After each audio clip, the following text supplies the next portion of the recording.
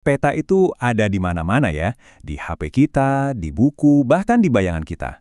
Tapi, pernah kepikiran gak sih gimana caranya bola segede bumi ini bisa muat di layar datar atau selembar kertas? Nah, kali ini kita bakal bongkar sains dan seni di balik pembuatan peta, mulai dari konsep dasarnya sampai jadi gambar yang kita kenal. Oke, kita mulai dengan satu pertanyaan simpel. Kamu bisa beneran percaya sama peta yang kamu lihat tiap hari? Kita kan seringnya nganggep peta itu ya cerminan dunia yang sempurna. Tapi gimana kalau saya bilang setiap peta itu pada dasarnya bohong? Ini kedengarannya mungkin lebay ya. Tapi ini adalah kebenaran paling mendasar di dunia kartografi atau ilmu pembuatan peta. Setiap peta dunia yang pernah kamu lihat, tanpa terkecuali, itu pasti ada distorsinya. Nah, ini masalah utama yang coba dipecahkan para pembuat peta selama ratusan tahun. Dan ini dia contoh paling klasiknya, yang mungkin dulu pernah ada di dinding kelas kita, peta Mercator. Coba deh lihat Greenland, kelihatannya raksasa kan, hampir segede benua Afrika. Kenyataannya, Afrika itu 14 kali lebih besar. Ini bukan salah cetak loh, ini adalah konsekuensi yang nggak bisa dihindari waktu kita maksa bola dunia jadi datar. Oke, jadi ini dia perjalanan kita nanti. Kita mulai dari kenapa peta itu bohong, terus kita belajar cara nentuin lokasi, cara ngeratain globe, kita pahami juga bahasanya, lihat proses pembuatannya, dan yang paling penting, kenapa semua ini tuh berarti banget. Yuk kita mulai dari tantangan terbesarnya. Bayangin deh, kamu coba bungkus bola pakai selembar kertas kado. Pasti ada bagian yang sobek atau terlipat kan? Nggak mungkin rata sempurna. Nah, itulah dilema yang sama persis waktu kita mau mindahin bumi yang 3 dimensi ke peta 2 dimensi. Oke, jadi sebelum kita bisa gambar apa-apa, kita harus setuju dulu soal alamat. Gimana caranya kita ngasih nama buat setiap titik di planet ini? Inilah fondasi dari semua peta. Sistem ini kita sebut sistem koordinat. Gampangnya, anggap aja ini kayak alamat global. Cuma dengan sepasang angka, kita bisa nunjukin lokasi manapun di bumi dengan presisi, dari puncak gunung sampai ke rumah kamu. Nah, ada 2 sistem utama yang sering banget kita temuin. Pertama, sistem geografis yang pakai lintang dan bujur. Ini bagus banget buat ngelihat gambaran gedenya dunia. Terus ada sistem UTM atau Universal Transverse Mercator. Sistem ini ngebagi dunia jadi kayak petak-petak, jadi kita bisa nentuin lokasi dengan presisi sampai hitungan meter. Sebenarnya, secara matematis, gampangnya ada 2 cara ngasih alamat ke sebuah titik. Kita bisa ukur dengan berapa langkah ke kanan dan berapa langkah ke atas. Atau kita bisa ukur dengan seberapa jauh jaraknya dan ke arah mana. Tujuannya sama, ngasih posisi yang pasti. Nah, dan ini dia wujud nyatanya.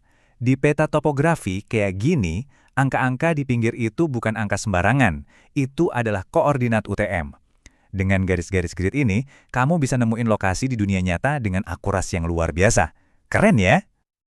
Oke, kita udah bisa nentuin titik. Sekarang, tantangan besarnya, gimana mindahin semua titik itu dari permukaan globe yang melengkung ke selembar kertas datar. Proses ini namanya proyeksi, dan disinilah letak seninya sekaligus komprominya. Idealnya nih, peta yang sempurna itu harus bisa melakukan 3 hal. Menjaga bentuk daratan, konform, menjaga jarak antar tempat itu proporsional, equidistant, dan menjaga luas area tetap akurat, equivalen. Dan ini dia masalah utamanya. Kamu nggak bisa dapet 3-tiganya sekaligus. Ini udah kayak hukum alam di dunia kartografi. Setiap proyeksi peta itu adalah sebuah pilihan. Kamu harus ngorbanin setidaknya 1 dari 3 hal ideal tadi. Coba deh lihat perbandingan ini. Peta Mercator yang kiri itu dibikin buat pelaut. Arah kompas jadi lurus, jadi enak buat navigasi. Tapi ya itu, ukurannya jadi ngaco. Nah, sebagai respons, muncullah peta Peters yang kanan. Dia ngejaga luas negara tetap akurat, jadi perbandingannya lebih adil. Tapi lihat bentuknya, jadi aneh kayak ditarik gitu. Selalu ada yang dikorbankan. Peta tanpa penjelasan itu cuma gambar biasa. Biar kita ngerti, kita perlu belajar bahasa peta. Elemen-elemen kunci yang ngasih konteks dan arti buat apa yang kita lihat. Yang paling dasar ya, panah utara. Ini jangkar kita. Kalau kita tahu arah utara, kita jadi ngerti arah lainnya, dan bisa nyambungin peta ke dunia nyata. Selanjutnya, legenda. Anggap aja ini kamusnya peta. Tanpa legenda, garis biru bisa aja artinya sungai, jalan, atau batas negara. Nah, legenda ini yang nerjemahin semua simbol itu biar kita paham. Dan tentu aja, skala. Skala ini kunci buat ngerti jarak sebenarnya. Misalnya nih, skala peta 1:100.000. Itu artinya 1 cm di peta sama dengan 100.000 cm atau 1 kilometer di dunia nyata. Gampang kan? Oke, konsepnya udah dapat. Sekarang, gimana caranya semua data ini dikumpulin dan digambar jadi peta? Yuk, kita intip dapurnya para pembuat peta dari yang super canggih sampai yang klasik banget. Di zaman sekarang, teknologinya udah gila-gilaan. Kita punya GNSS, sistem satelit global yang di dalamnya ada GPS, buat nentuin posisi yang akurat banget. Terus ada foto udara dari drone dan pesawat, juga citra satelit yang bisa metain seluruh benua dari luar angkasa. Tapi jangan salah, sebelum semuanya serba digital, peta itu adalah sebuah karya seni manual. Para kartografer pakai alat kayak pena rapido ini buat narik setiap garis dengan presisi yang sempurna. Coba bayangin deh, butuh ketenangan dan keahlian kayak apa untuk ini. Detailnya itu bahkan sampai ke urusan pensil loh. Lihat deh tabel ini. Pensil yang kodenya H itu keras, dipakai buat bikin garis tipis yang presisi. Sementara yang B itu lunak, buat arsiran atau garis yang lebih tebal. Setiap goresan itu ada tujuannya sendiri. Oke, setelah semua proses yang rumit ini, pertanyaannya, buat apa sih kita butuh peta yang akurat? Kenapa semua ini penting banget?